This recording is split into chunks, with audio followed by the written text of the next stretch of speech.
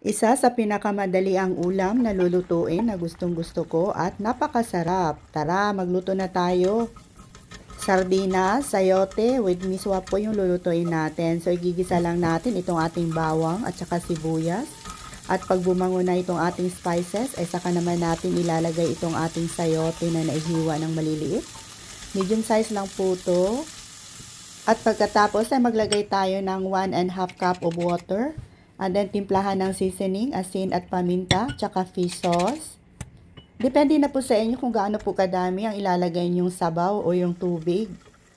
At pag naluto na after 5 minutes, ay saka na natin ilalagay itong isang latang maliit na sardinas. Ayan po, so dagdagan ulit natin ng tubig dahil medyo kulang.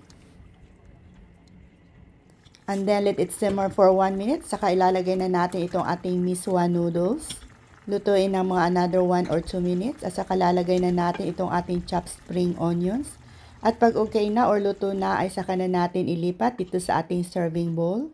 I-serve na natin habang mainit pa. I-try nyo na din itong gawin mga mamshay. At siguradong magugustuhan nyo po at ng inyong pamilya. Tara, kain po tayo. Daghang salamat!